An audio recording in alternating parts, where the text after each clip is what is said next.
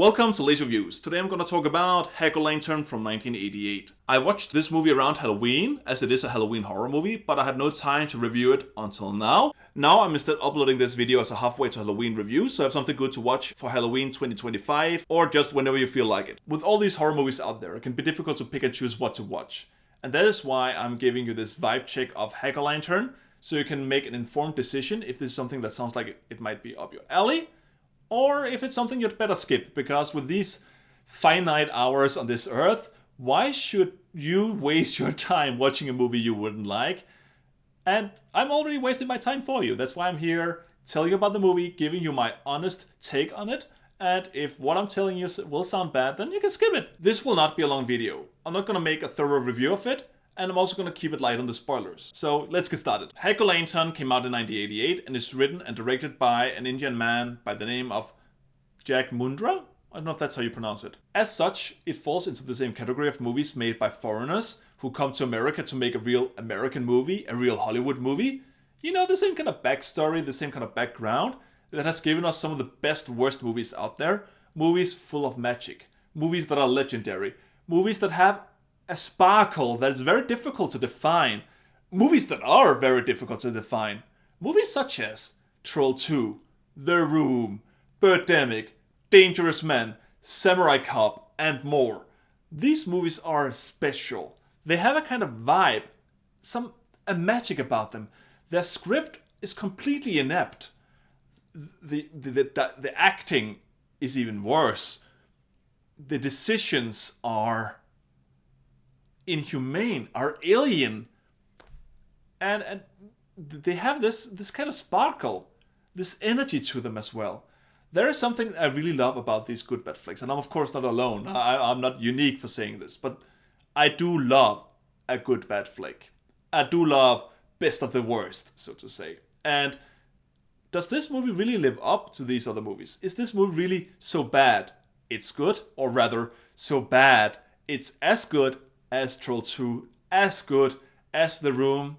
Short answer, not really, but long answer, see the rest of this video. Alrighty then. Logic would dictate that I should start with a plot summary, and I will, but I will keep it brief as I don't want to really spoil it, and also the plot is not that important for the quality of the movie, and it's also simple yet a bit confusing. The movie is shot in California, and that's also where I presume it takes place. And it opens up with this old man driving to give his grandson this pumpkin so that he can make a jack-o'-lantern out of it. Because to this uncle, who is played by Pyke, who is the highlight of the movie, but more on that later, Halloween is the most important event of the year. And to demonstrate that, he also gives the grandson a pentagram necklace. And, well, it's very, very quickly revealed that it's because he's a flaming Satanist.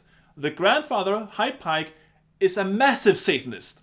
And Halloween is just the best, most satanic part of the year. So he's going to join his little coven in their little barn and do some satanic shenanigans. That was difficult to say. I'll say it again. Satanic shenanigans. And some things happen. I'm not even going to spoil it, even though this is the opening. Some things happen, and we fast forward. It's not as many years as it appears to be. I think it's 10, 15 years. But the son, who was probably 8, 9, 10 when the movie started, is now played by a guy in his mid-30s. So yeah, it's one of those movies. It's one of those movies where people are just all over the place with age, whereas the mom is of course played by the same character, and her hair just looks more demented. And that's about it. So now, all these years later, this grandson who looks much older than he's probably supposed to be, he lives in this dingy basement. It really looks like something out of Skid Row. This hobo hangout you could find, like the most dingiest, dilapidated place, and the mattress on the floor, clothes everywhere, some bad posters. Not even like the son is really into heavy metal, but you don't really see it on the walls because there's some shitty posters on the walls. But he loves metal, and he loves metal, the satanic metal. It's metal and metal. And then he has a satanic altar, so like his metal Satan.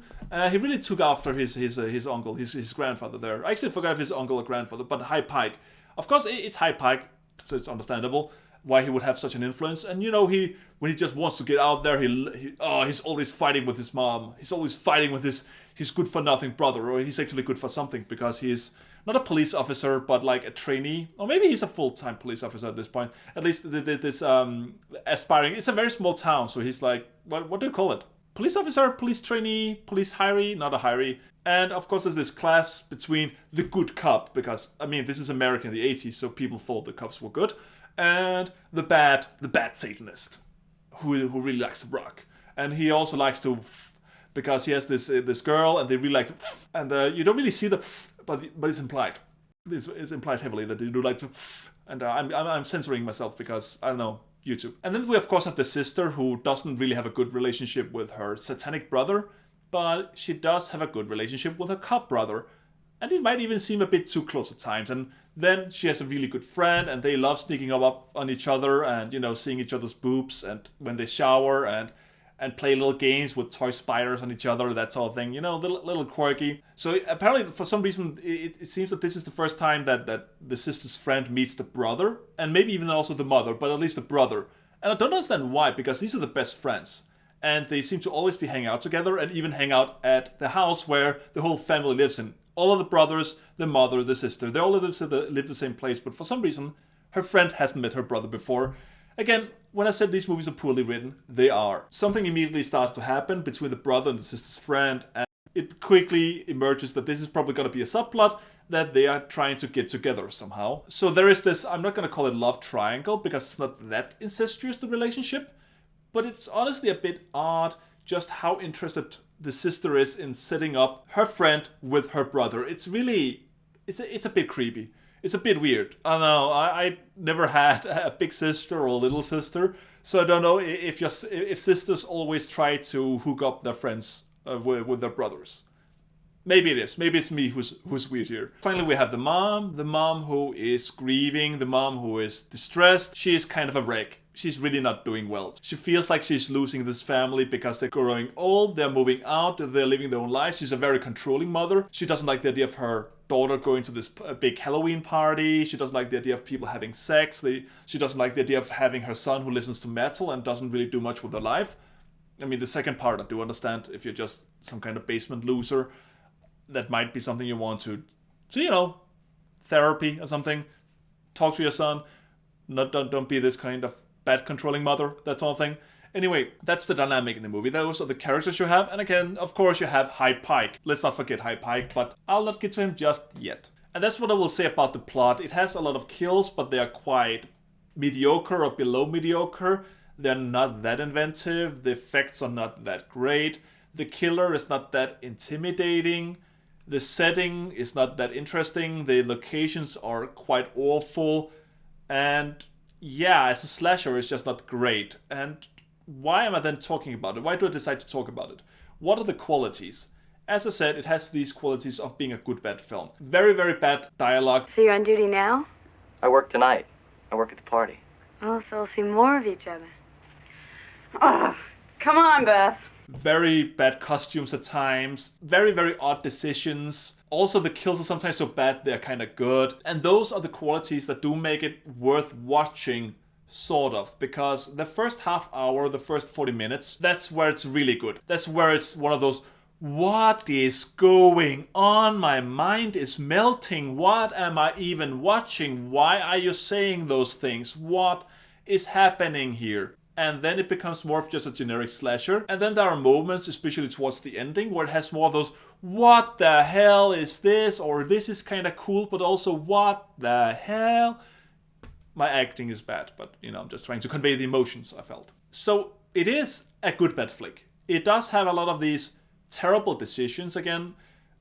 I'll go back to talk about Pyke. Pyke, the best comparison I can do with Pyke and someone else is Pyke plays almost as if he were in Troll 2. I guess he most of all reminds me of the grocery store guy in Nilbog.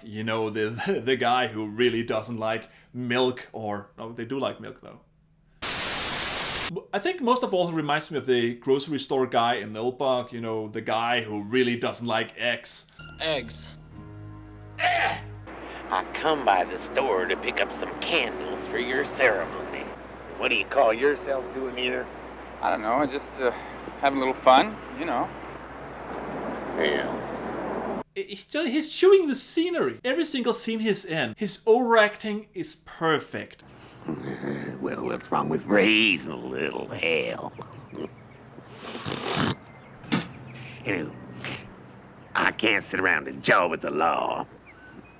He is all over the place. He is Satan with capital S. He is perfect in this movie. He is in many scenes. He's not really in enough scenes, but he is in enough scenes that his performance alone makes this movie recommendable. And when you blend it in with all of these other elements, that's why it is recommendable, even though it is not as bad as some other good bad movies, meaning as entertaining in this case. Sadly, it does have enough elements of these good bad to hold up. So the way I will conclude this is, if you think it sounds good with add Troll 2 but more as a generic slasher, where not everyone acts as poorly as in Troll 2 but they get quite close to it, and then add in heavy metal and a lot of satanism, if that sounds like a good combination to you, then this is probably a movie for you. Again, don't expect the same magic as Troll 2. This is not as good. This is not as entertaining, or essentially it is better than Troll 2, but better in a worse way. So do not expect to be as entertained, but even then, there are only so many Troll 2s out there.